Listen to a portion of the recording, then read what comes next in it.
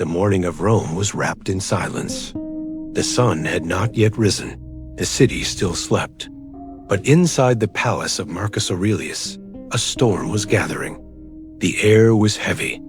Every breath felt like stone.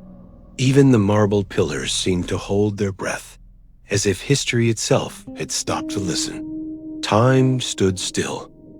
A general, young, proud, burning with ambition, stepped forward before the emperor. He spoke with arrogance, his tone defiant, his words sharp as daggers. But behind his eyes flickered the fear of a man who didn't understand his limits. He questioned Marcus's judgment. He challenged his command. And finally, in front of the entire court, he humiliated the emperor of Rome, his own emperor. Perhaps those were the last words he would ever speak. The palace froze. Time itself seemed to collapse. Hundreds of eyes turned toward the young general. No one moved, no one breathed, because everyone knew what that moment meant. In Rome, this was a crime punishable by death. The law was merciless, and death in the empire was always one breath away. But Marcus did nothing, not a word, not a gesture. He simply looked. There was no anger in his eyes, no scorn, only a deep, unshakable calm. Anyone else in his place would have ordered an execution instantly. A single nod would have been enough. But Marcus stayed still. Time slowed down. Each second stretched into a century. He bowed his head slightly. He didn't shout. He didn't punish. He didn't seek revenge. He just waited. 10 seconds. 10 seconds to master the storm within. And in those 10 seconds, a general's life was spared. But more than that, the destiny of an emperor was rewritten. Because that short silence was Marcus's invisible weapon, as sharp as a sword, but forged only in the mind. It wasn't armor that protected him. It was awareness. He didn't conquer through force, but through thought.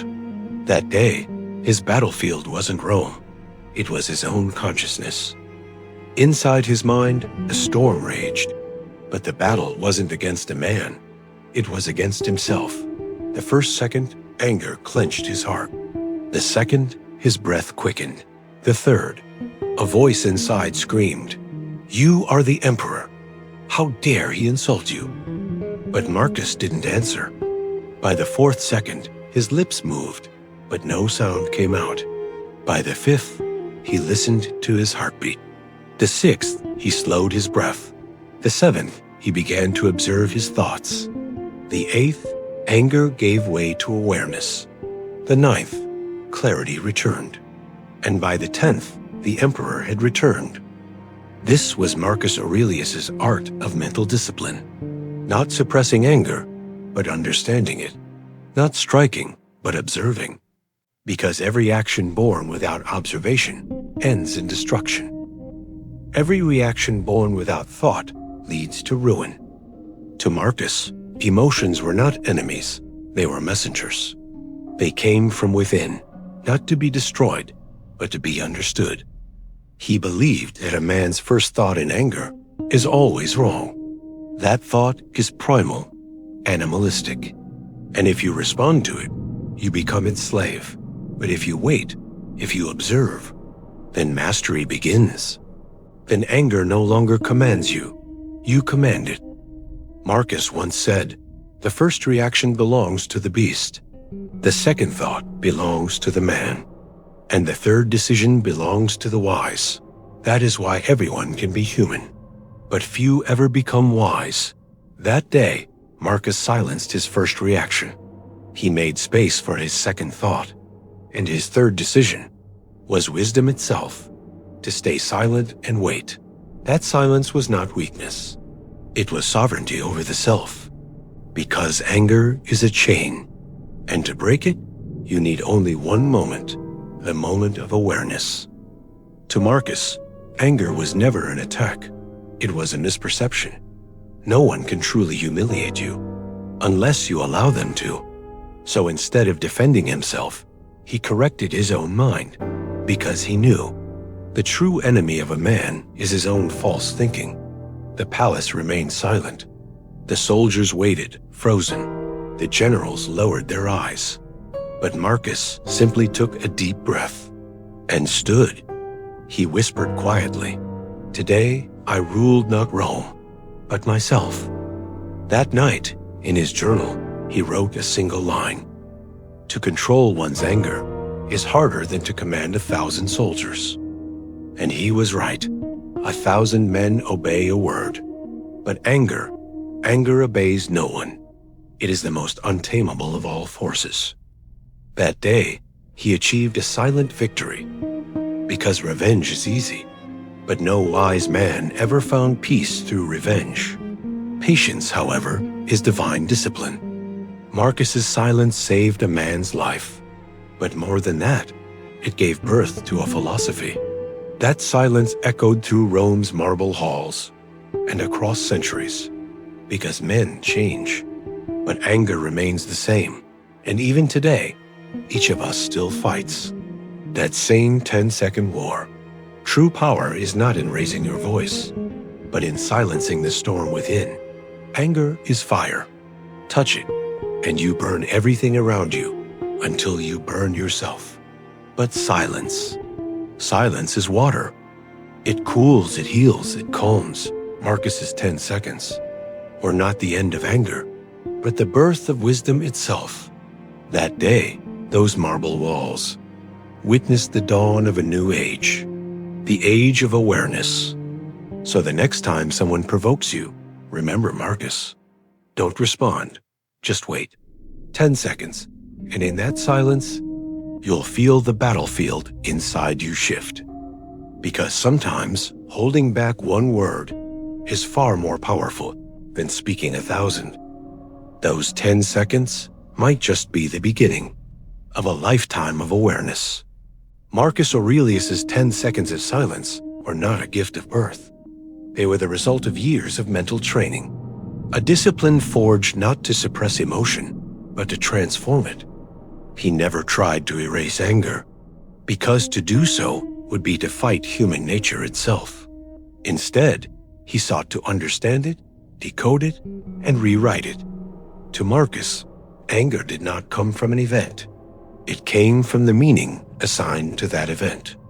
The importance a person attached to something determined the intensity of their anger.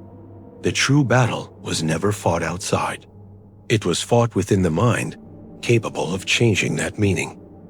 And that battle could only be won by those with unshakable will. Thus, the system he developed came to be known as mental encryption. Marcus used it to recode every emotion. When anger arose, he didn't silence it. He watched it, just as a philosopher dissects a thought. Because he knew. A man's inner strength lies not in suppressing his emotions, but in redefining them.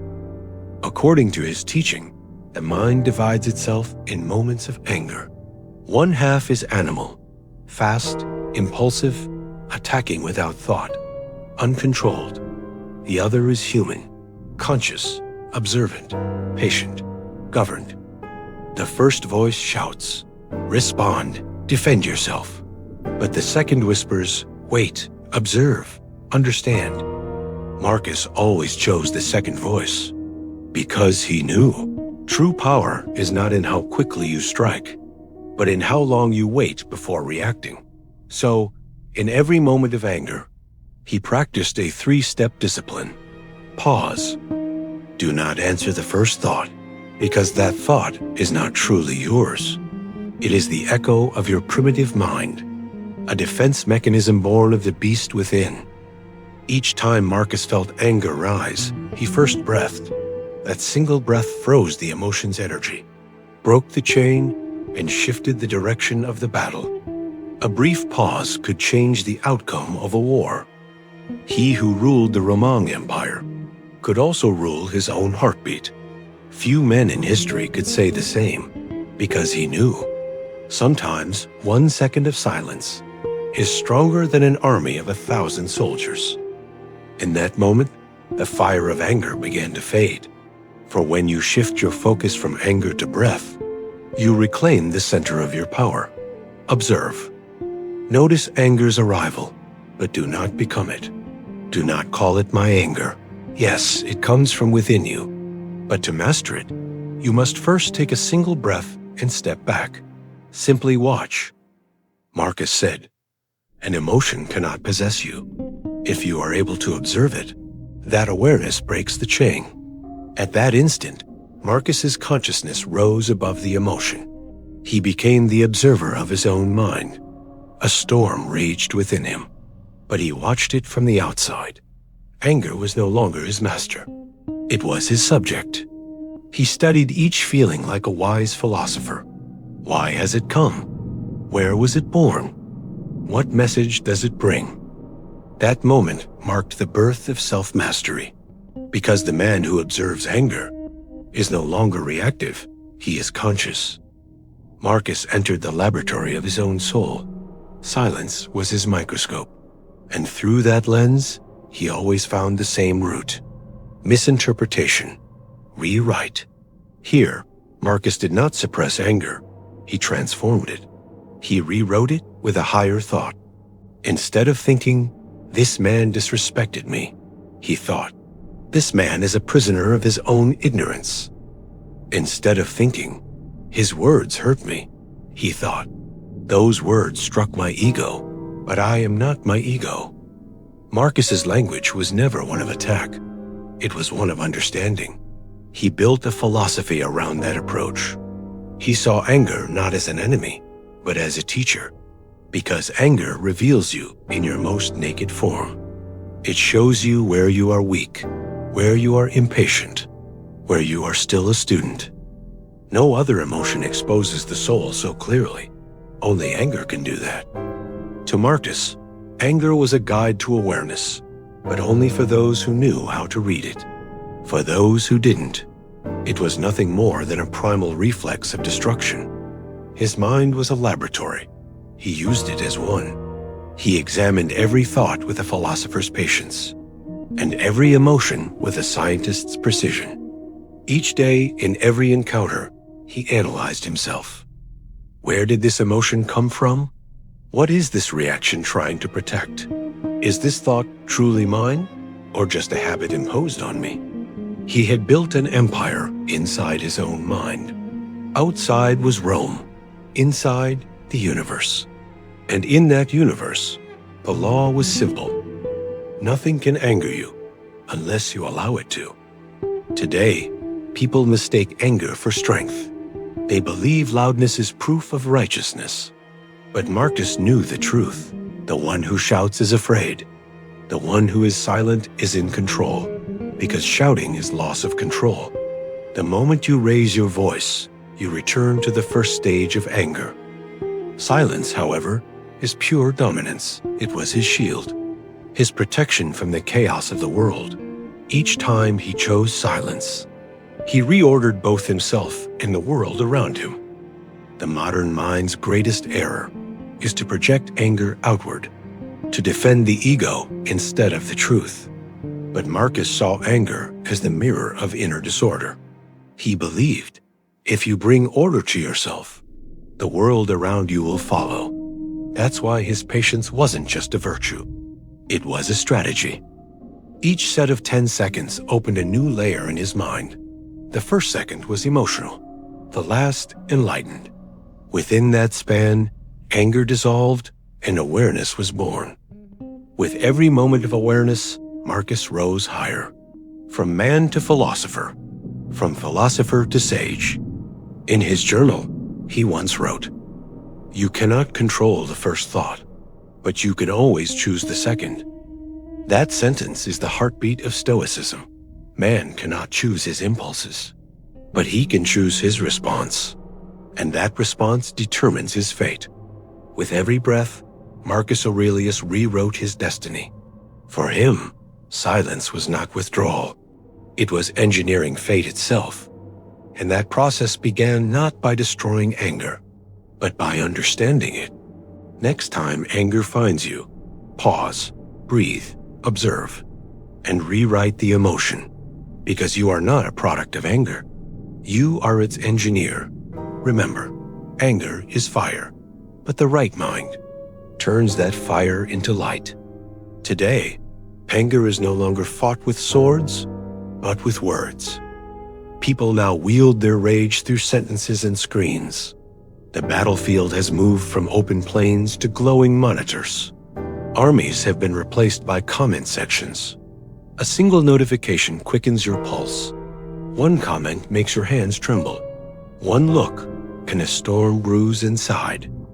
Anger is no longer outside you. It lives in the palm of your hand. And with every tap, every reply, that invisible storm grows stronger. A storm not easily tamed. If Marcus Aurelius lived today, he would likely say, "This war is no longer won by the sword, but by the mind." He knew no word can truly wound you. No word possesses that power. What wounds you is the meaning you give to it. And the modern world has forgotten the meaning of meaning itself. Today, anger has ceased to be a thought. It has become a reflex. Someone says something offensive, and your fingers instantly strike back. Typing feels as powerful as striking. But here lies the difference between our age and his. We have endless words and almost no thought. People argue not what is said, but why it was said. Marcus once warned, "Think before you speak." Every word either enslaves you or sets you free. That truth reflects our era perfectly. Modern man feeds his anger through technology. A message, a tweet, a comment, and suddenly the mind enters battle mode. No one waits. No one breathes. Everyone speaks. Everyone reacts. But almost no one understands, because speaking is easier than thinking. The world grows noisier each day, and in that noise, we lose the sound of our own soul. We are no longer guided by thoughts, but by triggers. A screen flashes, a word burns, and we, the emperors of our own small kingdoms, burn them down with our own hands. Marcus's 10 seconds of silence would be a revolution today, because those 10 seconds are what the modern world has forgotten. Awareness, to think before replying, to understand before attacking, to breathe before defending. According to Marcus, anger is not an outer event, but an inner vibration. When someone insults you, they do not reveal your weakness. They reveal their imbalance.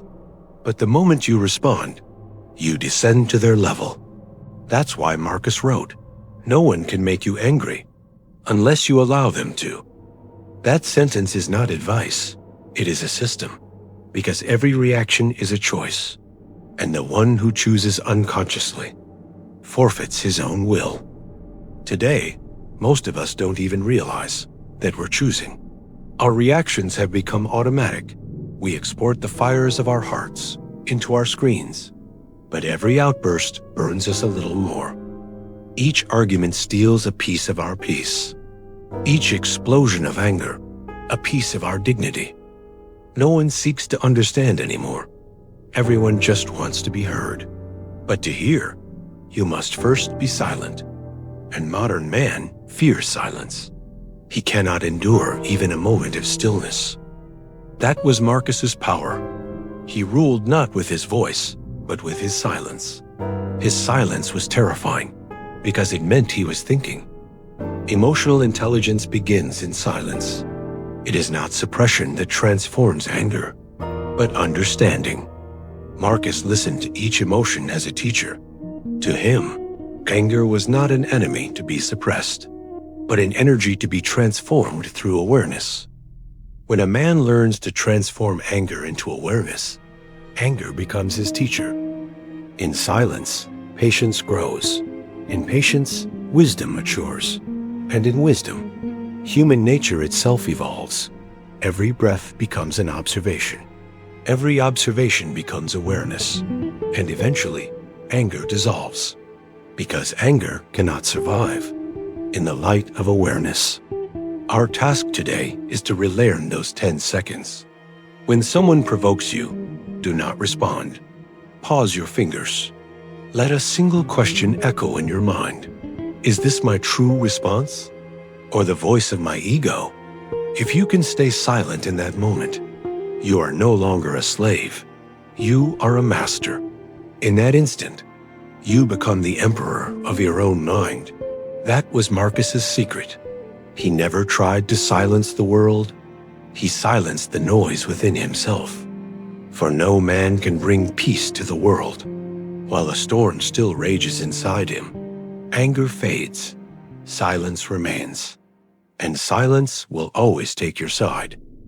Because the silent man cannot be defeated. He raises not his voice, but his consciousness. And the one who raises his consciousness fights no one. He simply observes. And the observer rules. That day, Marcus's general survived. But the one truly saved was Marcus himself. In those 10 seconds, he killed anger and resurrected will. He turned his warrior inward, and from that day on, he won every battle through silence. Today, we fight the same war. Only our swords are different. Our weapons are keyboards. But the enemy is still the same, ourselves. When someone shouts at you, don't answer. Wait. 10 seconds. Take a deep breath, for within that moment lies wisdom. Patience is not just endurance, it is understanding. And in understanding, anger dissolves. He who controls himself controls the world. Marcus Aurelius. Answer with silence, because silence is the language that anger cannot comprehend, and the one who speaks that language can never be defeated. That day, Marcus Aurelius said nothing. Not a single word left his lips, yet his silence spoke louder than 1,000 generals. Because sometimes a man's power lies not in what he says, but in what he chooses not to say. That day, he didn't forgive another man. He conquered himself. What happened in that grand hall was recorded in Roman history as a minor incident, but hidden inside that moment was one of humanity's quietest victories. Outwardly, nothing had changed, but within Marcus, a revolution had taken place. The marble walls of the Roman palace were still, but in Marcus's mind, 2 armies clashed. On one side, anger, offended, wounded, roaring with imperial pride. On the other, awareness, calm, observant, and infinitely patient. And between these 2 forces stood an emperor, a man trying to master his own heart. From the outside, Marcus seemed motionless, but within him, storms raged. With each breath, anger withdrew, and awareness grew stronger. And in that moment, the most powerful man in Rome won his quietest war, because overcoming anger is greater than ruling an empire. To command a people is simple. To command the self is divine. We too fight our own small wars today, not in palaces, but behind screens. We do not sit on thrones, yet we still try to rule, at home, at work, online. Whenever someone provokes us, we react instantly, but we fail to see that in that instant, we surrender our freedom. Every reaction forges a chain, and we tighten that chain with our own hands. Marcus's teaching was simple, but eternal. He who rules himself rules everything. The one who controls his anger is truly invincible. For no insult, no provocation, no injustice can touch the mind that governs itself. Those 10 seconds of silence were not just a pause, they were a mirror. And in that mirror, Marcus saw his true nature. He realized no one could make him angry. If his soul remained calm, that awareness was his greatest discovery. No victory in the world outside could ever match this victory within. Because silence is not escape, it is awakening. In that moment, Marcus surrendered not to anger, but to consciousness. And when a man surrenders to consciousness, the universe surrenders to him. Today, you face the same choice. You can either surrender to the storm within, Or wait 10 seconds and rule with silence. Because anger shouts outward, but wisdom whispers inward. Silence always wins. Because the silent one sees not the emotion, but its source. He no longer fights, he understands. And once a man understands, he can no longer be angry. Marcus's silence ruled Rome, but in truth, it was greater than Rome, because he did not rule an empire. He ruled himself. The victories he won on battlefields faded into history, but that 10 seconds of silence still echoes. Time has changed. Empires have fallen. Cities have turned to dust, but that silence still teaches. The closer you are to silence, the closer you are to strength. Silence vibrates on the same frequency as wisdom, and once you reach that frequency, you no longer fight anyone, because there is no one left to fight. In Marcus's world, victory was not defeating an enemy. It was understanding oneself. That truth still holds today. The one who understands himself can never be enslaved by words. Even amidst the world's noise, he remains centered. Modern man believes that power is about being right, but Marcus's call was different. Do not seek to be right, seek to remain true. Silence is remaining true, because as voices rise, thought disappears. But silence makes thought grow. Every silence is a mirror, every breath a remembrance. And when you finally face the person you see in that mirror, no sound from the outside world can shake you again. Marcus Aurelius's silence was a doorway to the purest form of thought. He did not train his words. He trained his awareness, and he discovered the deepest teachings are hidden within silence, because silence is the language of the mind itself. So next time someone provokes you, wait 10 seconds. Say nothing. Just think, am I still ruling myself? Because the real battle is not out there, it is within. And the one who wins that war never shouts. He simply remains silent. That was Marcus's victory. That day, Rome was silent, but that silence closed one age and opened another, the age of mental sovereignty. You too can build your own Rome today. Your throne, the mind, your empire, awareness. Win your wars not with words, but with patience. For battles won through patience endure forever. Because silence is not a refuge, it is a throne. And the one who sits upon it no longer needs to react, for to react is to surrender rule. Be silent, go deeper, for the greatest sound comes from within. And when you hear it, nothing in the external world can ever break you again. Marcus knew this. That is why he stayed silent. And that silence still speaks, even 1,000 years later.